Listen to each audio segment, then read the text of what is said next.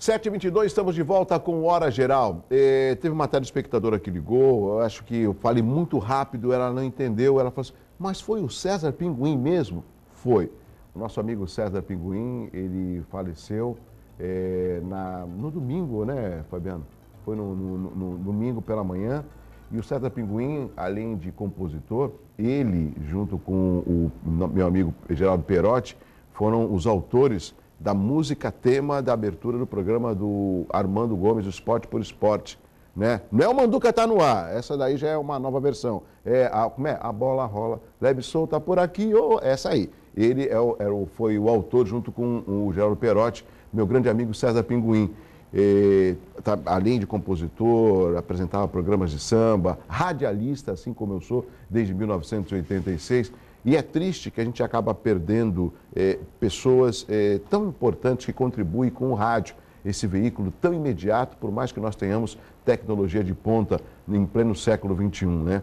E o que é triste também, o Armando Gomes, que também veio do rádio, é que a gente acaba não tendo espaço no rádio. Muitos profissionais, Nísio Lemos está parado, não se ouve mais no rádio, Hudson Marcondes está parado, não se ouve mais no rádio, Boni, ou seja, só para citar alguns deles, pessoas que contribuem com o rádio e estão fora do rádio. Isso é triste. Eu, junto com uma equipe de radialistas, a gente está tentando retomar uma associação para justamente poder dar mais espaço a esses profissionais. Então, meu amigo César Pinguim, com certeza você deixou a sua marca registrada aqui na cidade de Santos e nós estaremos sempre lembrando do seu feito como radialista. 7h24, ele já está aqui. Você lembra que eu falei que ia apresentar o doutor Naveira? Como vai? Não. Prazer revê-lo. Obrigado pelo convite. Doutor Naveira, eu deixei uma pergunta no bloco anterior. O doutor Naveira ele é clínico geral, ortomolecular, especialista em medicina esportiva, clínico geral, ou seja, é um profissional da medicina muito respeitado. Eu deixei uma pergunta no bloco anterior, eu queria que o senhor começasse por ela. A iniciativa dos pais de colocar os filhos, desde a adolescência, na prática de esporte, é salutar? Sim, é salutar, principalmente até desde a infância. Primeira infância, né? A criança deve ser incentivada a exercitar, mas a prática de atividades físicas recreativas. É importante lembrar que a prática esportiva é importante, porém, a pressão dos pais em cima desse jovem é prejudicial, muitas vezes é prejudicial. A gente encontra diversas crianças chegando ao consultório, mas por livre, espontânea vontade? Não, pressão. Por pressão do pai, né? Que geralmente fala, doutor, esse garoto joga. Ou seja, ele quer espelhar nesse garoto um futuro Robinho, um futuro Neymar, um Ronaldo, alguém que possa, sei lá, às vezes até salvar a família da questão financeira. Agora, o senhor falou desde criança. Tem uma idade desde criança? 4, 5, 6 anos? A prática esportiva deve ser incentivada a partir dos 6 anos de idade. É uma prática esportiva recreativa. Nessa área a gente encontra sempre o atletismo, a natação, né, a corrida em geral, esportes lúdicos, que vão até os 12 anos de idade. A partir dos 12 anos a gente já pensa numa atividade física um pouco mais forçada.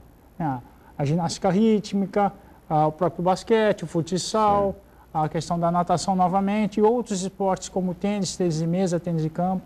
Tá, agora, doutor Naveira, vou entrar para um outro assunto. A gente sempre ouve sobre, não sei se vou falar correto, a medicina ortomolecular. Eu posso ligar a medicina à ortomolecular ou não? A medicina ortomolecular, no Brasil, ainda não é uma especialidade médica. Mas nos Estados Unidos... É uma área de atuação. Nos Estados Unidos, ela tem realmente a sua questão bem colocada, né? Existem diversos conselhos gerenciando essa parte dessa prática, porém, no Brasil, infelizmente, ainda nós temos só a área de atuação. Evidentemente, qualquer médico, né, de qualquer área, utilizando os preceitos ortomoleculares, estará realizando um tratamento ortomolecular. Ou seja, está evitando a ação dos radicais livres, que são substâncias que seriam o chamado lixo nosso orgânico, resultante do quê? Da queima do próprio oxigênio. Como nós somos seres que respiramos oxigênio para produzir energia, todos nós geramos, de uma forma ou de outra, radicais livres. Quando o senhor fala ortomolecular, significa que as pessoas que tem o tratamento ortomolecular, cada uma tem, vamos supor, uma dosagem diferente de determinadas vitaminas, de medicamentos, e isso é feito através do perfil de cada paciente que vai no seu consultório? Sim, o perfil de atividade em geral, né, de alimentação, hábitos de vida. Não podemos pensar que fazer um tratamento ortomolecular simplesmente é prescrever vitaminas e minerais para todos os pacientes. Isso aí seria ilógico, né? Cada paciente, né, necessita de níveis adequados de vitaminas e minerais. O indivíduo, por exemplo, que fuma, não vai receber a mesma quantidade de vitamina C do indivíduo que não fuma. Por quê? Porque somente o cigarro já apresenta mais de 4.000 partículas que seriam prejudiciais à saúde. Então, estaria necessitando maior quantidade de vitamina C, vitamina E e beta-caroteno. Por exemplo, no que o senhor acabou de citar, o tabaco, ele acaba combatendo a ação da vitamina C no organismo? Sim, o tabaco ele prejudica em aproximadamente 50% a condição da vitamina C. Um cigarro é capaz de consumir 25 miligramas a 50 miligramas de vitamina C. Ou seja, o indivíduo que fuma 20 cigarros, ele vai necessitar de 500 miligramas até 1 grama de vitamina C ao dia. E lembrar que 1 grama de vitamina C equivale aproximadamente a 60 laranjas. Nossa, 1 grama? 1 grama de vitamina C, nós vamos ter em 60 laranjas ou 750 gramas a 1 quilo de acerola. O que eu fico imaginando é o fumante, numa hora dessa ele está acompanhando a Hora Geral, são 7h29, mas comigo não tem esse problema, não acontece nada. Ou seja, a gente sabe que o tabaco não só prejudica o homem, mas principalmente a mulher. A mulher, sim. Por que tem essa ligação mais forte com a mulher? A afinidade do tabaco, principalmente em tumores de intestino, o tabaco em tumores de bexiga no homem, tumores de intestino na mulher e no homem, tumores de mama. Evidentemente, existe uma grande relação entre o tabaco e o câncer de pulmão e o tabaco e o risco cardíaco, né? Lembrar sempre, quando a gente fala risco cardíaco, o indivíduo pode ter diversos riscos, diversos fatores de risco, sedentarismo, alteração do colesterol, diabetes, hipertensão, estresse e também tabaco. São fatores que, em conjunto, aumentam o risco cardíaco, a chance de infartar. Agora, a gente pode afirmar que o médico ortomolecular, o senhor, doutor Naveira, por exemplo, através dos medicamentos, é possível fazer com que a pessoa deixe de fumar ou através desses medicamentos ortomolecular ele comece a perder a vontade de fumar porque ele acaba tendo uma qualidade de vida melhor? É uma questão, Douglas, deixar de fumar ou deixar qualquer vício depende 50% ou mais do próprio indivíduo. Exato. Falar que qualquer medicamento, seja ele natural, um ortomolecular ou não, um químico, né? Existem hoje diversos medicamentos utilizados para isso, farão com que o indivíduo diminua ou pare de fumar, seria engano. Necessitamos de pelo menos 50% da vontade do indivíduo. Lembrar que a pessoa, ela fumar mais do que 10 a 12 cigarros ao dia é vício. Então, muitas vezes a pessoa fala, eu fumo um maço, eu não sou viciado. Não. Acima de 10 a 12 cigarros é vício. Lembrar também, as pessoas falam, eu deixei de fumar e aumentei o peso. Pode acontecer, porque depois de 3 a 7 dias de parar de fumar, você sente mais gosto na comida, um paladar melhora. Então, o fumo de manhã, aquele logo cedo, é que diminui o apetite. Olha aí, quer dizer, o fumante, lógico, se ele é um viciado, se ele consome mais de 12 cigarros, como o doutor Naveira comentou, ele é aquele que às vezes à noite ele acorda para fumar. Sim. E se ele desperta para um novo dia, já coloca o cigarro na boca, ele vai perder o apetite. Sim. O ciclo do cigarro, a nível cerebral, varia de 45 minutos a 1 hora. Lembrar que o indivíduo tem 8 horas de descanso, mais a comida, o banho, então por isso que a gente calcula 12 cigarros. Então, se a pessoa acaba acendendo um cigarro com um intervalo menor de que 45 minutos, esse é o indivíduo que necessita de um tratamento mais a fundo, medicamentoso, suplementação e também psicológico.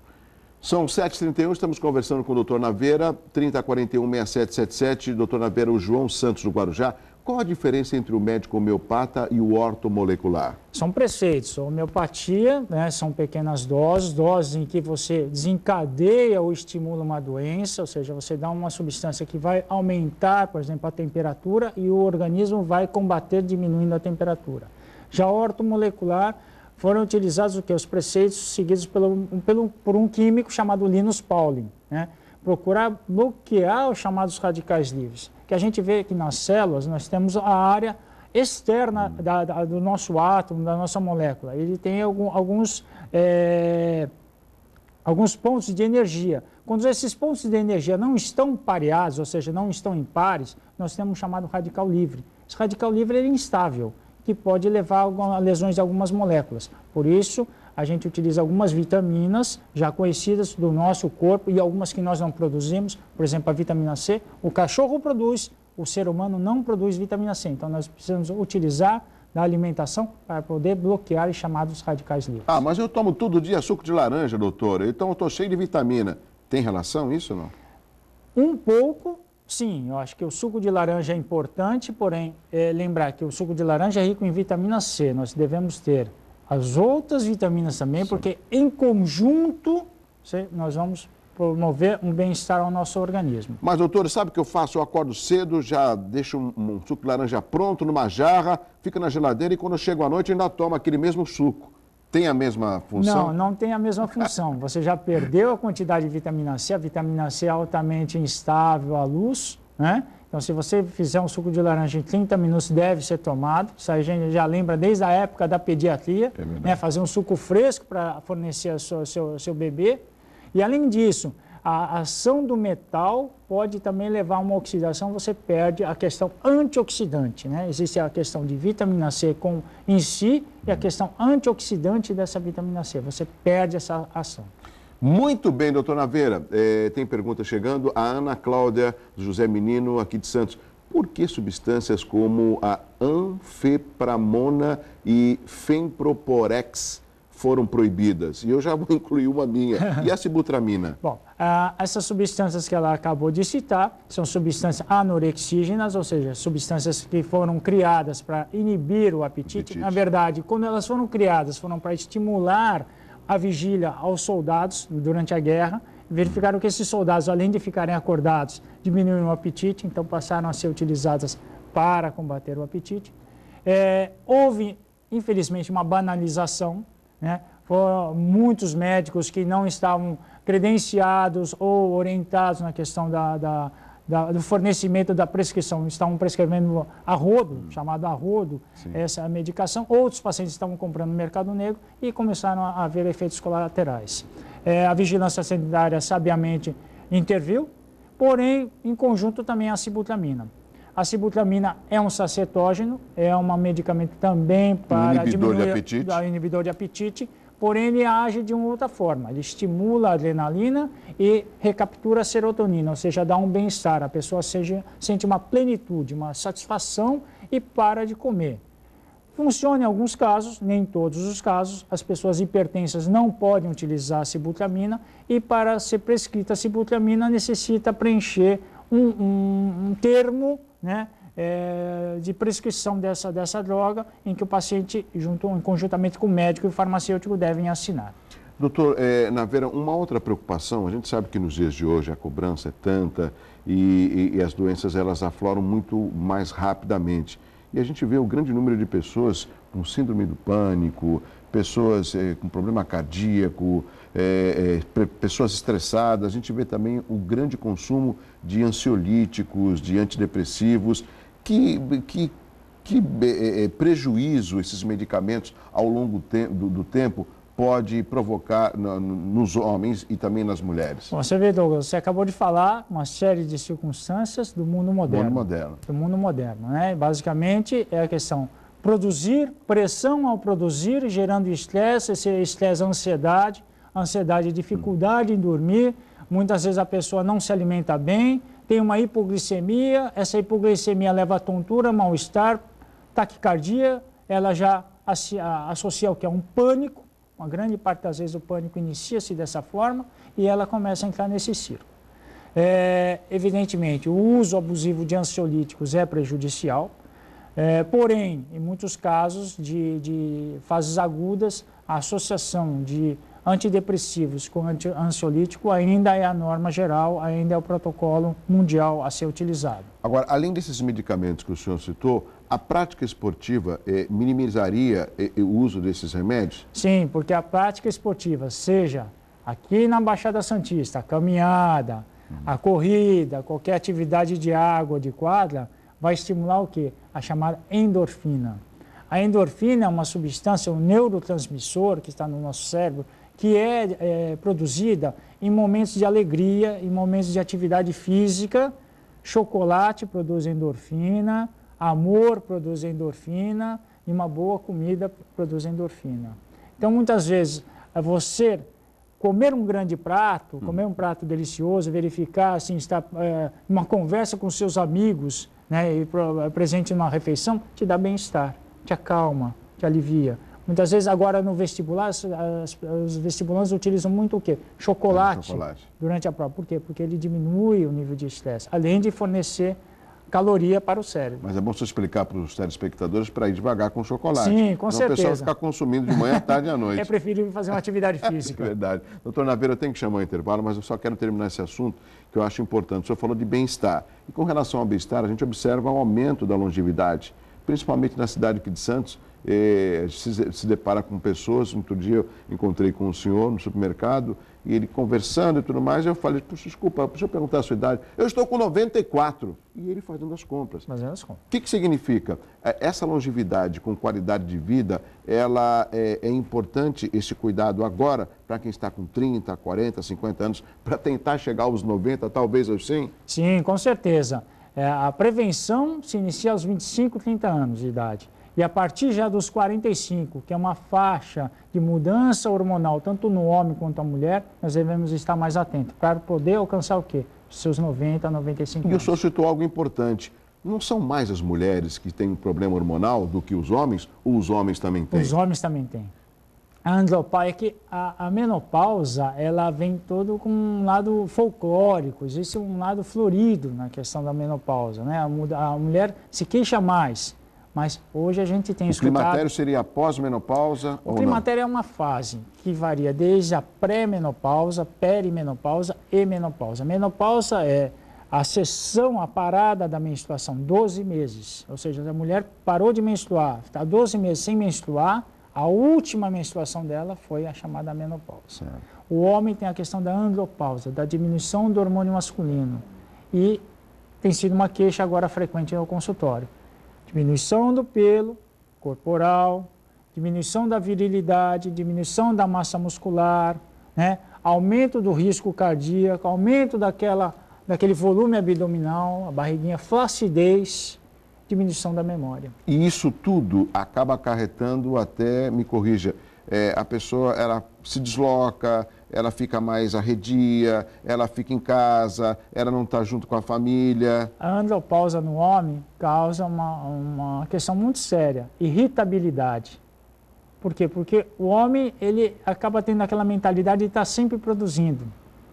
E em um determinado período do tempo ele passa a diminuir essa produção. E ele fica irritado com isso, que ele não consegue exercer a atividade física ou atividade diária como ele realizava. Aquela quantidade de trabalho ele deixa para o dia seguinte. Isso irrita. Ele acaba ficando irritado também com a família, muitas vezes levando a um problema conjugal. Só para arrematar esse bloco, e isso também acontece com pessoas jovens. Sim. Né? A gente tem observado hoje, devido ao que nós falamos no início, a pressão. O jovem levado ao mercado de trabalho e necessitando produzir de uma forma intensa. Exacerbada. Exatamente, para poder galgar espaços mais à frente. Doutor Miguel Naveira, é gostoso conversar com o doutor Naveira, né? Ele explica assim muito, de uma maneira fácil do público do Hora Geral entender. 7h41, rápido intervalo, se você tem perguntas é só ligar. 3041-6777, eu volto já já.